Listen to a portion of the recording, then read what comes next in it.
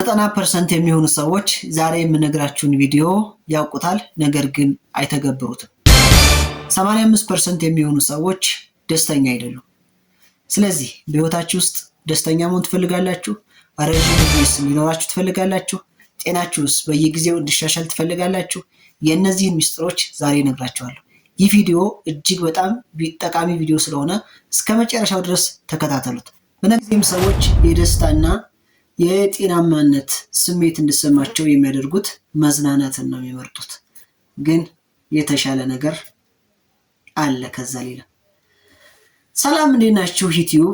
ዛሬ ደግሞ በአዲስ ቪዲዮ መጥቻለሁ። በጣም የሚገርም የሚደንቅ ቪዲዮ ነው። እስከ መጨረሻው ድረስ ቪዲዮን ተከታተሉ። በነገራችን ላይ ይህን ቪዲዮ አይታችሁ ካልጠቀማችሁ አንሰብስክራይብ ማድረግ ተፈቅዶላችኋል። ምክንያቱም ዛሬ የምነግራችሁ ለህይወታችን እጅግ በጣም ጠቃሚ ወሳኝ የሆነ ነገር ስለሆነ በደንብ እስከ መጨረሻው ድረስ ተከታተሉ። በህይወታችን ውስጥ በጣም የሚጠቅሙን በጣም አስፈላጊ የሆኑ ሁለት ወሳኝ ነገሮች እኒ ናቸው። የመጀመሪያው ምስጋና ነው። እስኪ ምስጋናን እንዴት ትገልጹታላችሁ?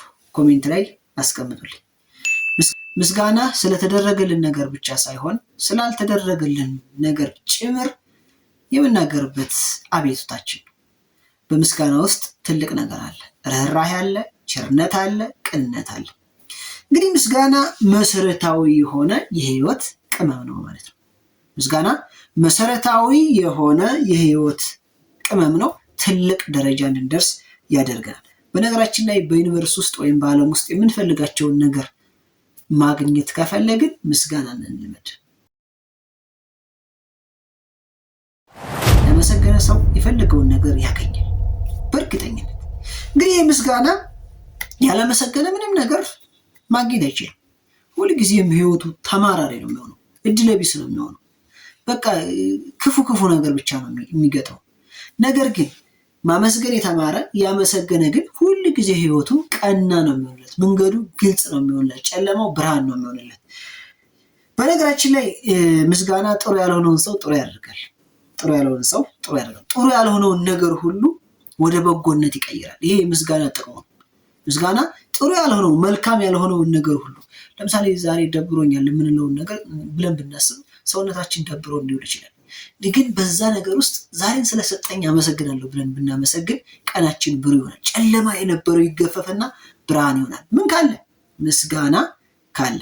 አንዳንድ ጊዜ ጧት ተነስተን ውይ ዛሬ ቀኑ በጣም የሚደብር ነው፣ ዛሬ በጣም ያስጠላል፣ ዛሬ እንደዚሁ ነው፣ ውይ ነጋ ብለን አማራን እንጀምራለን። በምስጋና ስንጀምር ግን ይሄው ላይ የጠቆረ ነገር አይኖርም። ሁሉ ነገር ግልጽ ነው የሚሆነው። ዛሬን ስለሰጠኝ አመሰግናለሁ፣ ጤነኛ ስላደረከኝ አመሰግናለሁ፣ ቤተሰቤን ስለጠበክልኝ አመሰግናለሁ፣ የዛሬውን ቀን እንዳይ እናንተ ጋር እንድገናኝ ይህን ቪዲዮ እንድሰራ ስላደረከኝ እኔ አመሰግናለሁ። ስለዚህ ማመስገን መቻል አለብን። በነገራችን ላይ ስናመሰግን በጎነት በተላበሰ መልኩ መሆን መቻል አለበት። በእውነት መሆን መቻል አለበት። በቅንነት መሆን መቻል አለበት። ከልባችን በፈለቀ ምንነት መሆን መቻል አለበት። አንድ ሞር እንደውም እንደዚህ ስለምቸዋለሁ። ሰዎች እኛ እጅ አለን፣ እግር አለን፣ ጆሮ አለን፣ ልብ አለን። ከራስ ፀጉራችን እስከ እግር ጥፍራችን ድረስ በሚገርም መልኩ ነው አምላክ የፈጠረው አለ። ለጆሮአችሁ ክፈሉ ቢባል፣ ለዓይናችሁ ልክ ባትሪ ቀይሩለት ቢባል፣ ለምትናገሩት ነገር ለምናገረው ነገር ይሄ ንግግር በደቂቃ ፐር ሰከንድ ክፈሉ ቢባል፣ ልክ እንደ ኢትዮ ቴሌኮም፣ ሳፋሪኮም ወይም ደግሞ ሌሎች ስልክ ላይ ለምንከፍላቸው ለምናወጣበት ፈጣሪ ክፈሉ ቢል፣ ለምናሸታው ሽታ ክፈሉ ቢል፣ ለልባችን ምት አሁን ለምንጠቀመው ኦክሲጂን እንደዚህ ንጹህ አየር ለምንተነፍሰው ትንፋሽ ክፈሉ ቢባል ምን ልንሆን ነው ይላል። እኛ ግን የተሰጠንን ትተን ያልተሰጠንን ፍለጋ እንሄድና መመስገን ሲገባን ህይወታችን ምሬት ይሆናል። ሰዎች ስለ ዓይናችን መመስገን መቻል አለብን። ምክንያቱም በነፃ ነው የሰጠን ይሄን የመሰለ ብርሃን። ስለ ጆሮአችን መመስገን መቻል አለብን። ይሄ ጆሮአችን በጣም ብዙ ነገር ይሰማል፣ ብዙ ነገር ያደርጋል። ስለ አፋችን፣ ስለ ቃላችን፣ ስለ እስትንፋሳችን ማመስገን መቻል አለብን። ዛሬ ኦክሲጂን ስንት ብር ነው? በየሆስፒታሉ ስንት ይሸጣል? እኛ ግን 24 ሰዓት ከበቂ በላይ ተንፍሰን አናመሰግንም አይደል? አናመሰግንም። ስለ ልባችን ማመስገን አለብን። ስለ እግራችን፣ ስለ እጃችን ማመስገን መቻል አለብን። ታክሲ፣ መኪና፣ ቤንዚን የማይል ስለ እግራችን ማመስገን መቻል አለብን። ስለዚህ ህይወታችን በደንብ በተስተካከለ መልኩ እንዲቆም ህይወታችን እጅግ በጣም በህይወታችን ውስጥ እጅግ በጣም ደስተኛ መሆን ከፈለግን ማመስገን መቻል አለብን። የሚያመሰግኑ ሰዎች አያረጁም። የሚያመሰግኑ ሰዎች ሁሌም ጤነኛ ናቸው። የሚያመሰግኑ ሰዎች ሁሌም ቅን ናቸው። የሚያመሰግኑ ሰዎች በጣም እጅግ በጣም ደስተኛ ናቸው። ስለዚህ ደስተኛ መሆን ትፈልጋለህ? ጤነኛ መሆን ትፈልጋለህ? በህይወት ውስጥ ስኬታማ መሆን ትፈልጋለህ? ስኬታማ መሆን ትፈልጋለሽ? ዛሬውኑ ማመስገን ጀምሪ። ዛሬውኑ ማንን እናመሰግን? መጀመሪያ የፈጠረንን ጌታ ነው። ከዛስ ጓደኞቻችንን፣ ወንድሞቻችንን፣ ቤተሰቦቻችንን። በነገራችን ላይ እናትና አባታችሁን እናመስግን እናውቃለን። እውነት ለመናገር ከልባችን በምንጭ መልኩ መቼ ነው ለመጨረሻ ጊዜ እናቴ እወድሻለሁ፣ አመሰግንሻለሁ እኔን ስለወለድሽኝ ያላት?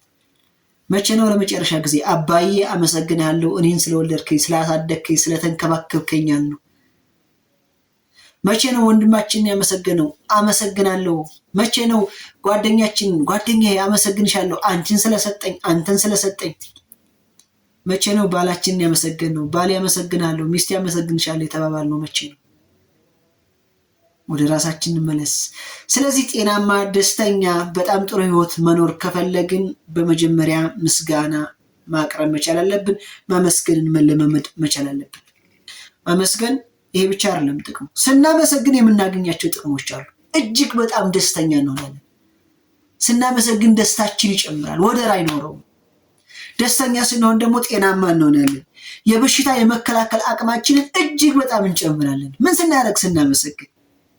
ሌላው ደግሞ የአእምሮ ጤናን ይጠብቅልናል። ምስጋና አእምሯችን ጤናማ ነው የሚሆነው። ብዙ ስብስብ ነገር አያስብም። ብዙ ትልንትን ነገሮች እንትን አይልም። ስለዚህ አእምሯችን ጤና ይሆናል። ሰዎች እንዲወዱንም ያደርጋል።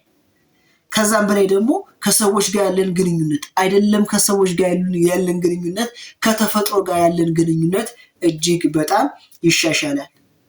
ሌላው እጅግ በጣም የሚናፍቀው ጥሩ እንቅልፍ፣ ሰላማዊ እንቅልፍ እንዲኖረን ያደርጋል። ምን? ምስጋና። ዩቲዩብ እስኪ ለመጨረሻ ጊዜ ማንን ያመሰግናችሁት ኮሜንት ላይ ጻፍ አድርጉልኝ። ይህን ቪዲዮ ሰብስክራይብ ማድረግ እንዳይረሳ፣ ምክንያቱም በጣም ጠቃሚ ነገር ስለሚለቀቅበት። ሁለተኛውና ደስተኛ የሚያደርገን ነገር ከምስጋና ባሻገር ይቅርታ ነው። ለመጨረሻ ጊዜ ይቅርታ ያልነው መቼ ነው? ፋሚሊ መቼ ነበር ይቅርታ ያልነው? ማንን ነው ይቅርታ ያልነው? ከልባችን ነው ይቅርታ ያልነው? ራሳችንስ ይቅር ብለነው እናውቃለን? ራሳችንን ይቅር ብለነው እናውቃለን? እንግዲህ ይቅርታ ማለት ተጸጽቻለሁ፣ ከአሁን በኋላ አይደገመኝም፣ ይህን ነገር ጥፋት አላደርገውም ማለት ነው። የጸጸት ስሜት ነው። በነገራችን ላይ ይቅርታ ስናደርግ ግን መጀመር መቻል ያለብን ከራሳችን ነው። ስንት ጊዜ ነው ራሳችንን መውቀስ ነው የምናውቀው? ራሳችንን መውቀስ ነው የምናውቀው ወይስ ለራሳችን ይቅርታ ማድረግ ነው የምናውቀው? እስኪ ለራሱ ይቅርታ ያደርግለት አሁንም ኮሜንት ላይ ጻፉልኝ። እንግዲህ ይቅርታ ሰላምን፣ አእምሯችንን በጣም ጤናማ እንዲሆን ያደርገዋል። ከጸጸት እንድንወጣ ያደርገናል። በምንም ነገር መልኩ እንድንጸጸት አያደርገን። ምክንያቱም ላጠፋነው ጥፋት ምህረትን እየጠየቅን ስለሆነ። እግዚአብሔርም ይቅር ላለ ይቅርላችኋለሁ። አባታችን ሆይ ስንል ትዝ ይላችኋል። አባታችን ሆይ በሰማይ የምትኖር ስምህ ይቀደስ፣ መንግስት ትምጣ፣ ፍቃድህ በሰማይ እንደሆነች እንዲሁም በምድር ትሁን። የዕለት እንጀራችንን ስጠን ዛሬ፣ በደላችንንም ይቅር በለን እኛ የበደሉንን ይቅር እንዳል። አያችሁት? እናንተ ይቅር ስትሉ እኔ ይቅርላችኋለሁ ስላለ ማለት ነው ጌታ። ስለዚህ የህይወታችን መሪ ወሳኙ ነገር ይቅርታ ነው። ይቅር ባይነት ደግሞ እጅግ ተወዳጅ፣ እጅግ ተፈቃሪ፣ እጅግ ተፈላጊ ሰው ያደርገናል። ከዛም በላይ ደግሞ ጤናማና በእድሜያችን ባለጸጋ እንድንሆን እንዳናረጁ ላይ ያደርጋል። በነገራችን ላይ ሌላ ምንም እጽዋት አያስፈልገንም። አንድ ሰው ምስጋና፣ ይቅርታ ሁለቱን ነገሮች ከያዘ ረጅም እድሜ በእርግጠኝነት ይኖራል። ረጅም እድሜ። የይቅርታ ጥቅሞች ከጤና አንጻር ስናየው አንደኛ የመንፈስ ጭንቀትን ይቀንሳል። ብዙ ጊዜ የመንፈስ መጨናነቅ ካለ ያንን የመንፈስ ጭንቀት ይቀንሳል። የልብ ምትን ይጨምራል። የደም ግፊትን ይቀንሳል። ከዛም በላይ ደግሞ በራስ መተማመንን ይጨምራል። በነገራችን ላይ ይቅርታ የሚያደርግ ሰው በጣም ጀግና ሰው ነው። እጅግ በጣም ጀግና፣ በራሱ የሚተማመን ፉል የሆነ ኮንፊደንስ ያለው ሰው ነው ይቅርታ የሚያደርገው። ሁሉም ሰው ደስተኛ መሆን ይፈልጋል። ሁሉም ሰው ረዥም እድሜ መኖር ይፈልጋል። ሁሉም ሰው ጤናማ መሆን ይፈልጋል። ግን ሁሉም ሰው ጤናማ ለመሆን የሚያስፈልገው ገንዘብ መሆኑን ነው የሚያውቀው። ይሄ ደግሞ በጣም ትልቅ ስህተት ነው። በህይወት ዘመናችን እጅግ ስኬታማ ሰው መሆን ብንፈልግ ይቅርታን እንልመድ። የይቅርታ ሰዎች ስንሆን ህይወታችን እጅግ በጣም ስኬታማ ይሆናል። የጨለመው ይበራል፣ ክፉ ጥሩ ይሆናል። በሰዎች ዘንድ ተፈላጊ፣ ተወዳጅ፣ ተደናቂ እንሆናለን። እጅግ ጤናማ፣ እጅግ ሰላማዊ ሰዎች እንሆናለን። አምላክ እንኳን እኛን ፈጥሮ እኛን ሰርቶ ሁሉ በእጁ ሁሉ በደጁ አድርጎ እሱ ሁል ጊዜ ለይቅርታ ይቸኩላል። እኛን ከጥፋት ለማረም፣ ከስህተት ለማረም፣ ከመጥፎ ነገር ለማውጣት ሁል ጊዜ እሱ እጁን ዘርግቶ ይቀበላል። እኛ ደግሞ ለራሳችን ይቅር አንለው፣ እርስ በርሳችንን ይቅር አንባባል። እኛ እርስ በርሳችን ይቅር ሳንባባል ደግሞ ወደ እግዚአብሔር መሄድ የለም። እግዚአብሔር የሚፈልገው እነዚህ ሁለቱን ወሳኝ ነገሮች ነው። በህይወታችን ውስጥ እጅግ በጣም ደስተኛ የሚያደርጉን፣ በጣም ስኬታማ የሚያደርጉንም እነዚህ ይቅርታና ምስጋና ናቸው። ግን እናውቃለን፣ አናደርገው። ስለዚህ ፋሚሊ አውቀን ማድረግ፣ ተግብረን ጥሩ ሰው መሆን፣ መልካም ሰው መሆን፣ ከዛም በላይ የተሻሻለ ጤና እንዲኖረን እስኪ ዛሬ ነገርኳችሁን ምክር እጅግ በጣም ለአንድ ሳምንት ሞክሩት። ጠዋት ስትነሱ፣ ማታ ስተኙ ይቅርታን ልመዱ፣ ምስጋናን ልመዱ። ስታመሰግኑ እንግዲህ መጀመሪያ የፈጠራችሁን አምላክ ማመስገን፣ የፈጠረን አምላክ ማመስገን፣ ቤተሰቦቻችንን ማመስገን፣ ፍቅረኛችንን ማመስገን፣ ጓደኛችንን ማመስገን፣ የስራ አለቃችንን ማመስገን። ከዚያ በኋላ ምን ያክል የደስተኝነት ስሜት እንደሚሰማ ኮሜንት ላይ ጻፉልኝ። በዚህ ቪዲዮ እጅግ በጣም ደስተኛ እንደሆናችሁ ተስፋ አድርጋለሁ። ከዚህ የበለጠ ሌሎች ቪዲዮዎችን እሰራለሁ። ነገር ግን ፋሚሊ ሰብስክራይብ አድርጉ። ይህ ቪዲዮ ከተመቻችሁ ደግሞ ላይክ አድርጉ። በሌላ ቪዲዮ በአዲስ ቀን በአዲስ ቪዲዮ እንገናኛለን። እግዚአብሔር ለዛ ያደርሰን። በጣም እወዳችኋለሁ። ሰላም ዩቲዩብ ሻሎም።